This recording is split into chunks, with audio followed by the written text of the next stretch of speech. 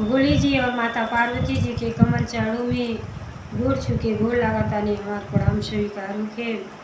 माँ जगदम्बा भवानी के कमल चरणों में गोड़ छुके गोड़ लगातानी हमार प्रणाम स्वीकार होके। सब देवी देवता के कमल चरणों में गोड़ छुके गोड़ लगातानी हमार प्रणाम स्वीकार होके। नीलम दीदी और हरेंद्र भैया के कमल चरणों में गोड़ छुके गोड़ लगातानी हमार प्रणाम स्वीकार होके। सब गुरु भाई बहना के कमल चरणों में गोड़ छुके गोड़ लगातानी हमार प्रणाम स्वीकार होके। आशीर्वाद के चाहना बा तो देखिए गुरु भाई बहना, हम आप लोगों के बहुत ही सुंदर परम पिता परमेश्वर और माता पार्वती जी के चर्चा एक सरल शब्द कहानी के माध्यम से आप लोगों की सुनाया जाता है। तो ये चर्चा की आप सभी पूरा सुनो, काहे खातिर कि भोले जी और माता पार्वती जी की चर्चा कबू आधा अधूरा नहीं सुने के जाए। आधा चर्चा सुनने से परम पिता परमेश्वर और माता पार्वती जी के अपमान होला, और पूरा कथा सभी सुनो तो आप लोगों के कथा के आनंद भी मिली और कथा के रहस्य के बारे में पता चली कि ये कथा में का रहस्य छिपा। तो देखिए आज हम बहुत ही सुंदर घर घर की कहानी सास बहू के आज हम चर्चा लेके आए हैं। तो देखिए सास जौन है शिव भक्त रहेली, उनके एके ठो बेटा पतोही रहे ना, बहू बहुते गुणकारी रहेली, लेकिन देखी समय के केहू ना जानेला, समय बहुते बलवान होला। वो बेचारी दीपावली के दिन आवेला घर के सफाई करत रहेली, बस वो केमिकल वाला पाउडर रखल रहेला आ बेचारी के आँखी पर गिर जाला, और दोनों आँख से बेचारी जब बहू अंधा हो जाली तो सास देखी कितना स्वार्थी बाड़ी की जौन सास और बहू में बेटी जैसे प्रेम करत रहली, वही बहू से इतना नफरत करे लगली क्योंकि जान से मरले की कोशिश कैली बाड़ी। तो देखी भोले जी का उस सास के का दंड देले बानी। जब कथा के पूरा सुनब तब आप लोगों के आनंद आई। अगर कथा हमारा आप लोगों की अच्छा लगी तो कमेंट में भोले जी और माता पार्वती जी के नाम जरूर सभी लिखो, काहे खातिर के नाम लेने से बोलने से कहले से सुनले से सब दुख के निवारण हो जाला। सावन महीना में यही से खास कर कितना थी विधि विधान से सब लोग पूजा करेला कि सिर पर नाम लेने से, भोले जी के नाम लेने से बहुत कुछ हो सकेला। तो देखिए आई जा कथा के आनंद उठाएं। और जी हमारे चैनल पर नया हुई वो हमारे विधाता ज्ञान चैनल के सब्सक्राइब कर दी, ताकि जौन भी हम अच्छा अच्छा कहानी डालेंगे भजन कीर्तन के साथ तो क्या आप लोग आनंद उठा सकें। तो देखिए आज हम बहुत एक रोचक कथा कहे जाता नहीं कि देखिए स्वर्ग और नरक यही बा, हम जैसन करब वैसन है भगवान जी उनके यही भोगे के मिला था। तो यही के नाम कलयुग बा, अब जो भोगे के बतौने ही आदमी भोग के जाता। तो देखिए एक गांव में एक ठो भोले जी के भक्त गुरु बहिना रहेली, और गुरु बहिना के पति और बेटा, भोले जी के दया से एक ठो बेटा एगो बहू उनके रहेला, आ चारों जनी शिव भक्त रहला। बेटा तो अपार प्रेम भोले जी से करल, उनके मन में हर हमेशा यह रहेला कि अगर हम मनुष्य के जीवन पौले बानी तो अगर केहू के काम आ जाए तो ये तबे ही हमार जीवन सार्थक हुए। बेचारा सब जीवों पर दया करेना, बहुत अच्छा पुत्र दे भगवान, तो सबके पुत्र वैसे दे, अपने माई बाप के सम्मान करेना, आदर करेना, सत्कार करेना। ऐसे बड़हन पूजा तो कौनो हो ही ना सकेला जे अपने बड़ों के सम्मान करे। आ मनुष्य के जीवन पाके अपने माई बाप का तो कबू अनादर ना करे के चाहिए। आजकल देखी बहू जब आ जाती तो बहू कबू ऐसा ना बहू के करे के चाहिए। वो जैसे आ जाताड़ी घर में तो ऐसे अपने पति के कान भरल शुरू कर देता कि तुहार माई ऐसी तुहार बाप ऐसी। तो ऐसा रिक्वेस्ट बाकी कौनो बहू ऐसा ना करे, अपने माई से अपने पुत्र के अलग कबो ना करे के चाहिए। आज हम कर बिहान हमरो संतान हुई है और वह चीज़ हमारियों साथे हुई। ते जौन भी करी आगे पीछे सोच विचार के करी। जैसन कैली वैसन पौली। दुनिया संसार मोह माया के बाजार बा। अगर मनुष्य के शरीर पौले बानी तो प्रेम पूर्वक से निभाई, अपने बड़ों के सम्मान करी, सेवा भाव करी और अपने जीवन के सार्थक बनाई। तो देखी वो गुरु बहिना जौन रही, उनका लड़का जौन रहा वो शिव भक्त रहा। माई बाप के सम्मान के साथ साथ अपनी पत्नी के भी बहुत सम्मान करत रहना। जौने घर में पत्नी के सम्मान होला वो घर में लक्ष्मी जी वास करी। और उ जौन बहू जौन आयल रही वैसा तक केहू के बेटी ना रहत रही। जैसे वो ससुरा में पैर रखली वैसे अपने सास के सारा काम छोड़ा देले रही। कहली कि अब तो हम आ गइल बानी तो आपके काम पहले के जरूरते नहीं थे। आप भजन कीर्तन करी। अरे मनुष्य के शरीर पौले बानी तो कुछ अपने करतीन करी, भक्ति भाव में लीन हो जाई और सब काम घर के जौन घर गृहस्थी बा सब छोड़ दी। हम अच्छा से ये जो है सब काम निपटा ली। अब बहू लगली करे, बेचारी बड़ा सवेरे उठें आ उठ के अपन देखिए हर स्त्री के धर्म होला कि जौन है सवेरे उठल शरीर के भी फायदेमंद है और बहुत कुछ काम आदमी कर लेला। सुबह शाम के हवा लाख रुपए की दवा।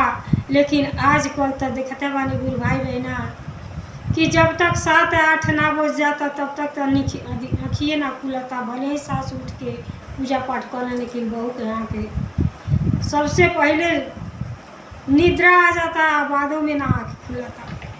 तो ऐसा गलती कबो ना करें, अपने जीवन के धन्य बनावें। वो बेचारी सवेरे उठें और पहले घर की सफाई। एक झाड़ू ऐसा चीज़ है कि पूरे घर के सफाई को देला।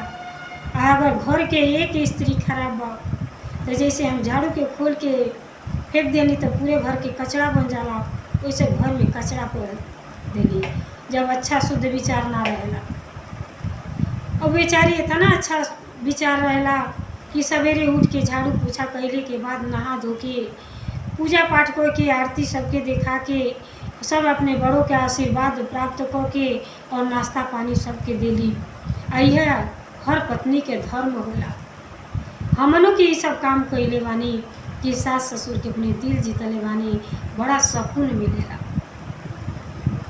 चारों धाम यही बा, अपने सास ससुर के चरण में चारों धाम बा, तो एके जरूर अपनाई जा। अब बेचारी अले उनके सालन हो गई रहल, दीपावली के दिन पड़ल। सास बहू में अपार प्रेम रहल गुरु भाई बहना। अब वो बेचारी कहली कि ये माँ आप दुआरे पर बैठल, अब देखो कि केहू आई जाए तो बताई, हम चल तनी घर के सफाई करी। अब वो का जानता रे कि आज उनके साथे का होखे वाला बा। घर के सफाई सजी को भली जब किचन में हलली तो ऊपर पटनी पर वो जौन है केमिकल पाउडर रखल।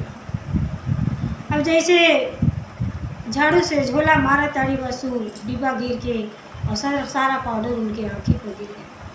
जैसे आँखी पर गिरल बेचारी आँखें मुना गईल, लगल जलन होके बेचारी लगली चिल्लाए अम्मा अम्मा अम्मा। सास दौड़े दौड़े अली, कहली बेटी का हो गई, टोकी का हो गई। अत ना जानी आँख में का गिर गई, आँख से दिखत ना बा, जलन होता बहुत तेज। अब सास ले गई बिस्तर पर सुतौली और कहली कि बेटी फ़ोन लगावा लड़का के, कहाँ बाना है हमें दवाई ले आवा। कहली कि अम्मा हमके आँख से कुछ ना लौकता, हम कैसे फ़ोन लगाए।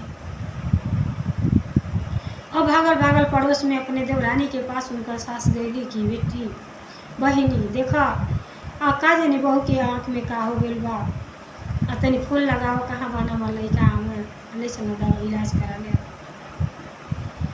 अब फोन लगौली तो लड़का भागल अइला।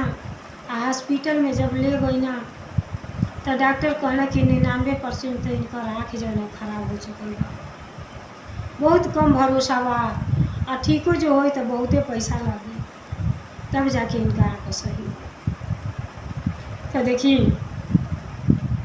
बेचारा हिम्मत ना हारना, कहना कि अगर हमार आँख अगर लगाए पड़ जाए तो हम अपन आँख देव, लेकिन अपने पत्नी के ठीक करके रहो, हम अपने पत्नी के सेवा भाव करो। अब ले ना घरे जब सुता देना, बेचारी इतना काम करत रही, लेकिन जब आँख से अंधा हो गई तो सास के विचार बदल गए। ऐसा ना करे के चाहिए। ये तो बात घटना केहू के साथ घट सकेला।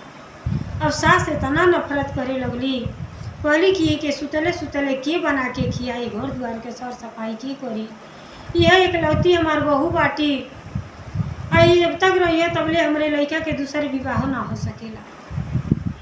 अब मन में इनके उल्टा पुल्टा लगल चले।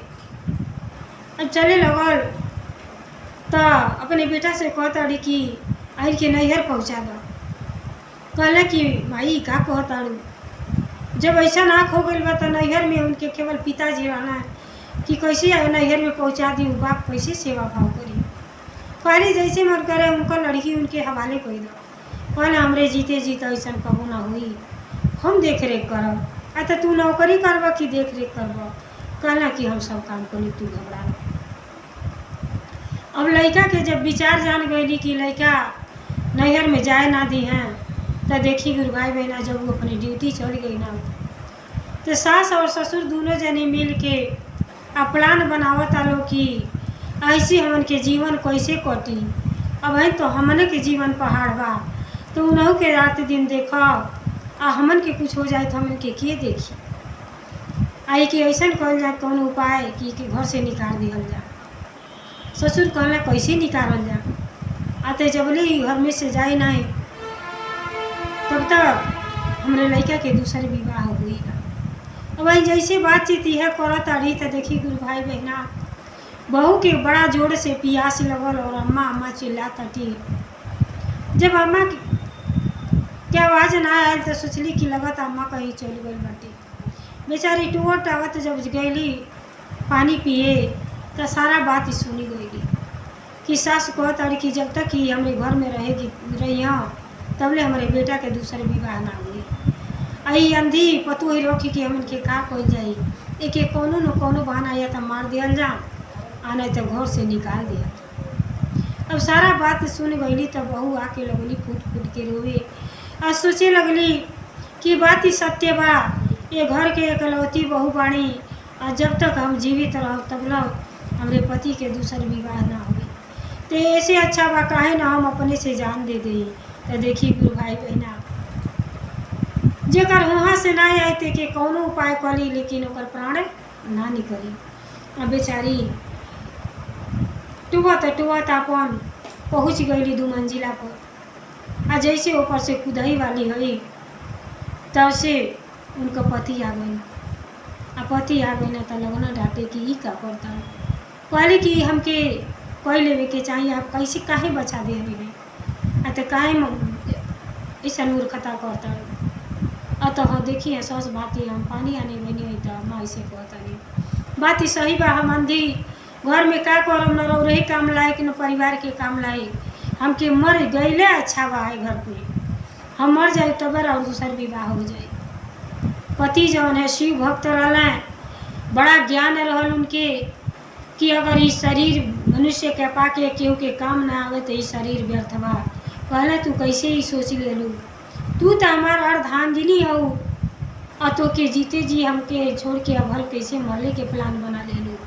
अरे हम सब सेवा भाव हम करब, उम्मीद रखा तो के कबो तकलीफ ना हुई, तोहरो सेवा करब और माइयों के सेवा करब। काहे खातिर कि माई हमार जन्म देले है, जन्मदाता है, तो माई के भी सेवा हमके करे के बा। पत्नी भी हमार धर्म पत्नी हो तो हमारा अधिकार बाकी तोहरे पर सेवा भाव करे। बड़ा सांत्वना दिया और अपने पत्नी के लिए कहलन कि धैर्य रख, डॉक्टर कहले बड़ा सही हो जाए, जितना पैसा लगी हम पैसा लगाए कमा के, और हमारा अगर आँख दे के पड़ जाए हम अपन आँख खुद स्वयं दे के तो के अच्छा कोई के रख। अब बेचारा घुमावे के लिए गई हाथ पकड़ के, और देखिए सावन महीना रहल, ले गई ना भोले जी के मंदिर में। अब वही भोले जी और दुर्गा मैया के मंदिर रहल, माँ के 64 रूप होला, तो देखी कबो कबो माता जी के भी चर्चा कहिए लेवे के चाहे। अब भोले जी के आशीर्वाद लेना और कहना चला माई के दरबार में, और माइयों के आशीर्वाद ले लिया जा। काहे खातिर कि माई के ममता बहुत अपार होला। माई के ममता के तुलना केहू से ना हो सकेला। अब गई ना शेरा वाली मैया के दरबार में, और दोनों जाने अब कहना कि अब इनके हंसावे करते अपने पत्नी के कहना कि कुछ तो एक आध भजन कीर्तन मंदिर में हो ही जाए के चाहिए, काहे से उनके मंदिर में आई वाली। अब भोले जी के मंदिर में चर्चा होत रहल, और दोनों जनी के सटले मंदिर रहल। अभी गईली तो आँख से अंधी रहली, लेकिन हाथ पकड़ले रहना पति, और बेचारी माता जी से गुहार लगावत हटी। शेरों वाली माँ, पहाड़ों वाली माँ, जगमग ज्योति जलाने वाली माँ। शेरों वाली माँ, पहाड़ों वाली माँ, जगमग ज्योति जलाने वाली माँ। मैया दुआरे के लंगड़ा पुकारे, मैया दुआरे के लंगड़ा पुकारे। दे जाओ माँ, दे जाओ माँ, उसे लंगड़े को पैर दे जाओ माँ। जा बेटा जा, जा बेटा जा, तेरी आशा पूरा न होई जा।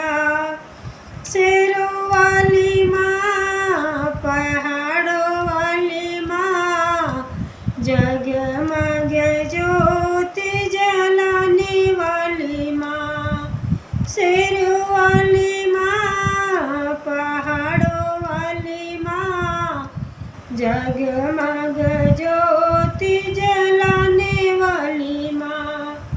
मैया दुआरे कोई अंधा पुकारे, मैया दुआरे कोई अंधा पुकारे। दे जाओ माँ, दे जाओ माँ, उस अंधे को नैना दे जाओ माँ। दे जाओ माँ, दे जाओ माँ, उस अंधे को नैना दे जाओ माँ। जा बेटी जा, जा बेटी जा, तेरी आशा पूरन होई जा। शेरों वाली माँ, पहाड़ों वाली माँ, जगमग ज्योति जलाने वाली माँ। शेरों वाली माँ, पहाड़ों वाली माँ, जगमग ज्योति जलाने वाली माँ। मैया दुआरे एक कोड़ी पुकारे, कोड़ी पुकारे, मैया कोड़ी पुकार। दे जाओ माँ, दे जाओ माँ, उसे कोड़ी को काया दे जाओ माँ। दे जाओ माँ, दे जाओ माँ, उस कोड़ी को काया दे जाओ माँ। जा बेटा जा, जा बेटा जा, तेरी आशा पूर्ण होई जाए। शेरों वाली माँ, पहाड़ों वाली माँ, जगमग ज्योति जलाने वाली माँ।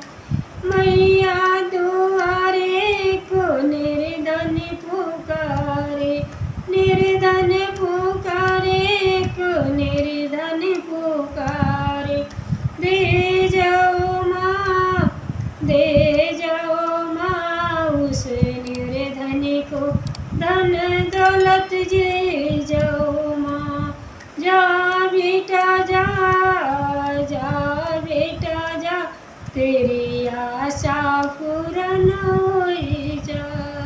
देखिए बेचारी रोवत अड़ी, आँख से नूर गिरता, आँख से तो दिखता ना हुआ, लेकिन माई से गुहार लगा तड़ी कि हे शेरा वाली माँ, हे पहाड़ वाली माँ, जगमग ज्योति के जलाने वाली माँ, हे माई आपके सुनीला कि आप पानी से पिंड सवारीला, आपके ना दानी आपके ना प्रेमी तो केहू हो ही ना सकीला। तो हमारी रोशनी वापस लौटी आवे, आप आशीर्वाद दे हे माई कि हमारा आपके रोशनी वापस आ जा। काहे से हमारा घर परिवार बहुते चिंतित बा। बेचारी मने मन माता जी से दया मांगताड़ी, भोले जी से दया मांगताड़ी कि हे पिताजी इतना सुंदर शरीर देख के का कहनी कि आँख से अंधा बना दियली। घर परिवार में अगर आँख ना बा तो केहू केहू के ना पूछी, अरे यार तबा कुछ कर्म अच्छा रहल कि पति अच्छा पौले बानी, न तो ना जाने कहिए हमार मृत्यु हो गई, जीते जी मर गई रहती। हे भगवान अगर जीवन देले बानी तो कुछ देर करती नहीं हमार रोशनी आ जाए। अब दोनों जानी वहाँ से भक्ति भाव कोई के अब पूजा पाठ को के ले गई ना, कहना कि धैर्य रखो तो के ले चलते नहीं डॉक्टर के दिखावे के। अब डॉक्टर के यहाँ ले गए ना और भर्ती कही ना, डॉक्टर कहना कि हमें उम्मीद बा कि तुम्हार औरत सही हो जाइए, लेकिन कुछ वक्त लगी, 2-4-6 महीना के टाइम लगी, और भगवान जी के दया हुई, भोले जी के दया हुई, माता जी की तो जरूर सफल हुई का। बेचारा के थोड़ा सा उम्मीद जागल और बड़ा खुश भइना दोनों जने। अब पत्नी के भर्ती को के रुपया पैसा तो ले ही ना गई ना, अहिला घरे पैसा आने तो रास्ता में देखी उनके कॉलेज के एक लड़की पढ़े वाली मिल गई। अभी देखी अब अंधा भैले के नाजायज फायदा उठावे ला बहुत लोग हो गए ना। अब जैसे आवत आना तो रास्ता में वो लड़की घेर लेती, अड़ी कहती का हो, अब सुनीला कि तुम्हारी पत्नी के तो दोनों आँखें चल गई। कहला हाँ का बात हो, तो हम तो से अपार प्रेम करीला, तुम्हारे कॉलेज के दोस्त हैं, आ तू हम अब वक्त बा तू हमसे शादी कर, वो लड़की के छोड़ दो। कहला जीते जीते ऐसा कबो ना हुई, आ तू हमारे रास्ता में से हट जा। अब लगली बदुआ देवे, देखी केहू के ऐसा ना करे के चाहिए। अगर हम केहू के मदद ना करता नहीं तो केहू के भड़काई ना। वह तो एक बेचारा अपने पत्नी के सहयोगी रहना, तो उन्हों के पीछे तमाम लोग लगल बा। अब कहताड़ी कि जा तो के कईयो जन्म तो के अंधी पत्नी मिले, हम बदुआ देता नहीं तू कबो आँख से सही ना। कहला जा जा तू अपन रास्ता ना को, हमारे अपने परम पिता परमेश्वर पर बहुते भरोसा बा, हमार पत्नी जरूर ठीक हो जाए। अब बेचारा अला घरे अला तो माइयों के विचार जानल चाहना, कहना कि माई बताओ का हाल चाल बा। माई कहली कि लेके गई का हाल चाल बा। कहला माई का हाल चाल बा कि भाई समय लगबे करी, दर दवाई करे पड़ी, तो हर विचार का कहता। कहली हे बाबू अरे जाए तो हॉस्पिटल ले गई बड़ा हमारा छोड़ दो के, अतः का कहल चाहते दूसर बियाह करे के का, अतः हाँ दूसर बियाह कर, आखिर बुढ़ापा में हमन के होई, और वो के संभाल जाए कि हमन के देखी। कहला कि कहो माई तू शिव भक्त होते हुए तोरे मन में ऐसा ख्याल कैसे आए। आज हम ही बोलतानी, अगर न बोले पाई तो का करबू, तोहरे इतना सुंदर शरीर बा, तो के कुछ हो जाए तो का तो के घर से केहू निकाल दी। अब अपने बेटा के विचार जान गई कि अब हमार बेटा लगता कि विवाह नहीं करी, कह तरी कि अब लगता हमन के जीवन ऐसे काटे पड़ी। कितना हो लाख समझौने की कोशिश करता न कि माई जान जा कि हमार आँखें अगर लगी तो हम अपन आँख देखे अपनी पत्नी के जिलाए, लेकिन घर से बाहर ना जाएगा। हम तो हर सेवा भाव करब, हम तो बानी ना, हमरे पर भरोसा रख माई। लेकिन माई के तो आँख पर पर्दा पड़ गई बा। स्वार्थ के पर्दा जब पड़ जाला तो अच्छा नज़र ना आवला, लेकिन गुरु भाई बहन ऐसा कबो ना करे के चाहिए कि हमारे साथे का हो जाई। जब हम दूसरे करतीन गड्ढा खोने लगी तो हमारे करतीन स्वयं खदा जाला। जब ऐसा चर्चा करे लगेली गुरु बहना अपने घर में अपने बहू के साथ बहुत गलत व्यवहार करेली कि कैसे बहू के घर से निकाल दी, तो देखी कैलाश पर्वत पर भोले जी और माता पार्वती जी दोनों जने विचार करेंगे कि देखा अब होली के तक केहू टाल ना सकी, कितनी अच्छी सुशील बहू पाके और उनके जीवन के धन्य हो जाए के चाहिए। तो आज बहू के अगर कोनो तकलीफ बा तो बहू के ही घर से छुटकारा पहुँच जाते हैं। तो कुछ कहली अपने भोले जी से कि कुछ ऐसा चमत्कार करी कि सास के ज्ञान हो जा कि ऐसा हमके ना करे के चाहिए।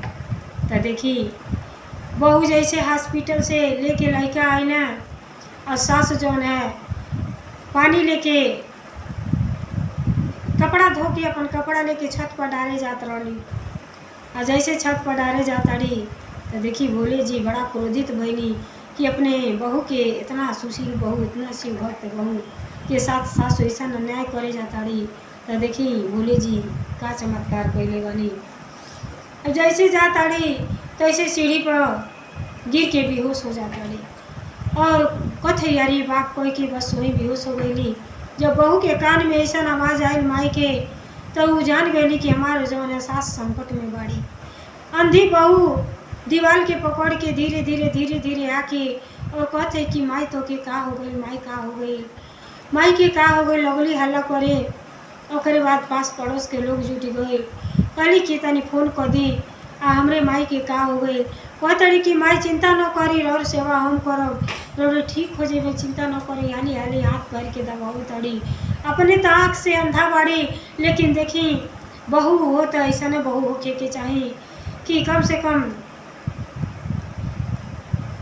आँख से अंधा बाड़ी लेकिन शरीर से अपने बेचारी जहाँ तक ताकत लगता तहाँ तक सास के अपने सेवा भाव करता रही। अब जब बेटा आई ना तो बेटा जब डॉक्टर लेके आई ना तो पता चला था कि इनके सास के हवा मार देने बाद इनको एको अलग कामे ना करता। अब कहली कि ना डॉक्टर आई ना दवाई वाई देना कहना कि कुछ देरी के बाद होश भई।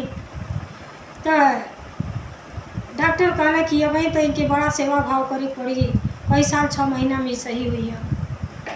बहू कहनी कि डॉक्टर साहब देखिए आप चिंता न करी, माई के सेवा हम करब, हम अपने माई के जितना सेवा हो सकी उतना करब, माई के सही करके रहब। उतना ही देरी में सास के आँख जो है बेहोशी हालत में रहली और ताके लगली। जब ताके लगली तो अपने बहू के अपने चरण में पौली कि हाली हाली बेचारी गोड़ मल ताड़ी, मालिश करे ताड़ी कि माई चिंता न करी, हमन के दोनों प्राणी आपके सेवा भाव करल जाई और 6 महीना का 2 महीना में आपके ठीक कर दिया जाई। आप हमर मन पर भरोसा रखी, माई भरोसा रखी। तो ये देखिए भोले जी ऐसा चमत्कार कैली कि सास के जो नाक पर पर्दा पड़ल हट गई।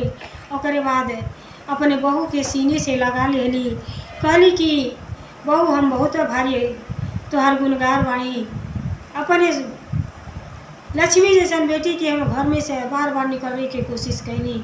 आज भोले जी हमारा आँख के पट्टी खोल देली कि ऐसा ना करे के चाहिए। अगर हम केहू के गढ़ा खोनली हमें कति स्वयं गढ़ा खोना जाला, एक जरूर ध्यान रखी सभी। एक खिस्सा से आप लोगों के बहुत कुछ सीख मिले।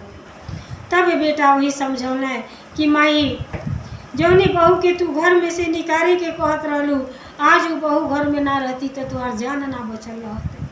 आज देखा केहू के बारे में बुरा ना सोचे के चाहिए। जब हम केहू के बारे में बुरा सोचे नहीं तो हमार बुरा पहले हो जाला। जब केहू के हम 1 अंगुरी देखावे नहीं तो 4 अंगुरी हमरे तरफ खींचेला और हमारे पहले नुकसान होला। अब कहत रहलू न कि बहू के घर से निकाल दो तो देखा तो के भोले जी तो के स्वयं यही स्वर्ग और नरक सब यही बा, तो के तुरंत तोरे सामने ले आ देने कि केहू के जीवन के कोनो भरोसा ना बा। ना अच्छा खासा बहू तुहार अली तुम्हारे ना सेवा भाव करत रही, बेटी से बढ़ के तुहार देख रेख करत रही। वही के जब आँख अंधा हो तो तू ऐसा विचार बना ले।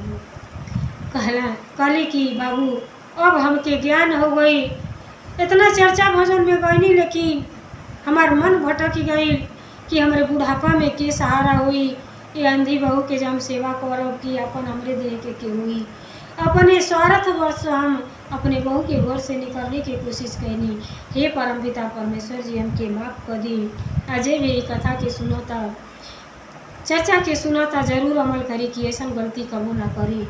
जीवन में घटना केहू के साथे हो सकेला, आज हमरे साथे भी हमारे साथी, तो हम सब के घर से निकालल करब तो सेवा भाव की करी। तो देखिए सास बहू में अपार प्रेम, फिर भोले जी के ऐसा दया भाव हुई कि दोनों जनी में अपार प्रेम हो गई।